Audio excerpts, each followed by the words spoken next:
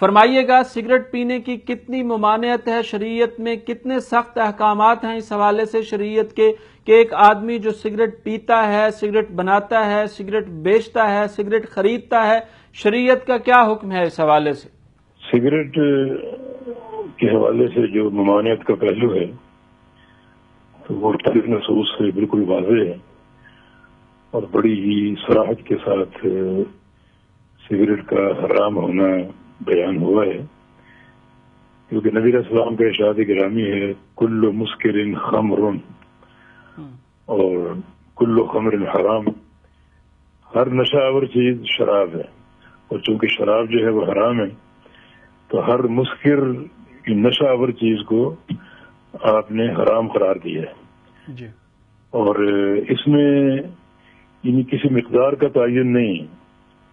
کیونکہ نبی علیہ السلام کا فرمان ہے کہ ما اسکر الفرق منہ فملء الکف منہ حرام، یعنی جو چیز منوں کی مقدار میں ہو اور وہ نشہ دے دے تو اس کی ایک چٹکی بھی حرام ہے۔ اب تمباکو ظاہر ہے کہ اگر زیادہ مقدار میں استعمال ہو تو یہ مسکر ثابت ہوتا ہے، اور خاص طور پہ وہ لوگ جو بالکل اس کے عادی نہیں ہیں، جو عادی ہیں ممکن ہے وہ کچھ تھوڑا بہت برداشت کر سکیں، لیکن جو اس کے عادی نہیں ہیں تمباکو نوشی کے، ان کے لیے تو وہ دھواں بھی یعنی پریشانی اور کچھ نہ کچھ مزاج کی تبدیلی کا باعث بنتا ہے۔ تو شرعی نصوص سے تو اس کی حرمت میں کوئی شک نہیں ہے، کیونکہ یہ باہر کے مسکرات میں شمار ہوتا ہے، اس لیے اس کو حرام ہی قرار دیا جائے گا۔ اچھا علامہ صاحب، اس لحاظ سے بھی اس کی حرمت متعین ہو سکتی ہے کہ بالکل ایک غیر مفید بلکہ مضر شے ہے، اور مضر شے پر پیسہ خرچ کرنا وہ اسراف ہے بلکہ تبذیر، جس سے شریعت نے روکا۔ مبذرین کو اللہ تعالیٰ نے اخوان الشیطان قرار دیا ہے، تو اس لحاظ سے بھی اس کی حرمت متعین ہوتی ہے۔ کچھ لوگ اس عادت کو چھوڑنا بھی چاہتے ہیں، کچھ عرصہ چھوڑتے ہیں لیکن وہ رہ نہیں پاتے، پھر شروع کر لیتے ہیں،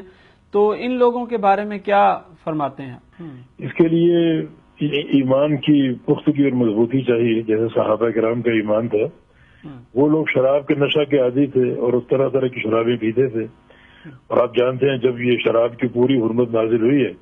اس وقت ابو طلحہ رضی اللہ عنہ کے گھر میں بڑے بڑے رؤساء بیٹھے تھے اور انواع و اقسام کے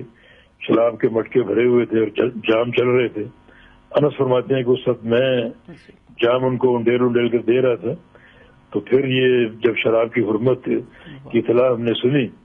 تو تمام صحابہ نے وہ مٹکے بھی توڑ دیے، ہاتھوں میں جام تھے وہ پھینک دیے،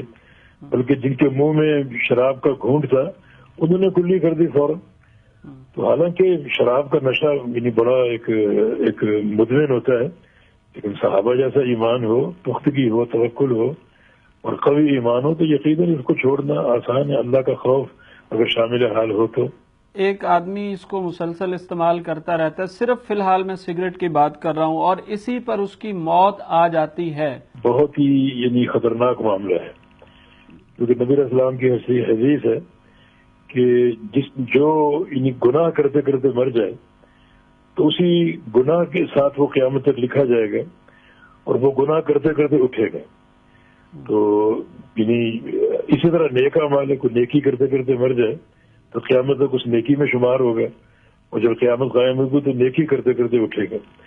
تو اگر ایک شخص اسی نشے میں مبتلا ہے اور یہی اس کی موت کا سبب بن گیا تو معاملہ تو بہت ہی خطرناک اور گمبھیر ہے۔ باقی ہم نہیں جانتے اس کا یعنی اللہ تعالیٰ کے ساتھ معاملہ توبہ کا کیسا ہے، کیونکہ اگر توبہ موت سے قبل بھی اس کو توفیق اس کی اللہ نے دے دی تو وہ قابل معافی، اس لیے کوئی حکم نہیں لگا سکتے ہم، لیکن بہرحال مسئلہ اپنی جگہ متعین ہے کہ بندہ جس عمل پر مرتا ہے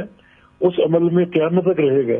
اور قیامت کے دن وہی عمل کرتے کرتے اٹھے گا۔ اچھا علامہ صاحب، یہ جو ٹیکس کے حوالے سے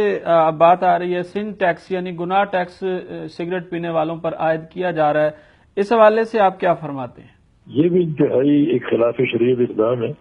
جس سے ایک تاثر ملتا ہے کہ ٹیکس دے کر گناہ کر سکتے ہیں۔ یہ نام بڑا عجیب سا ہے، بڑا خطرناک نام ہے، جس سے عام لوگ یہ دھوکہ کھا سکتے ہیں کہ ٹیکس ادا کر کے گناہ کرنا چاہیے۔ اللہ تعالیٰ ہدایت دے۔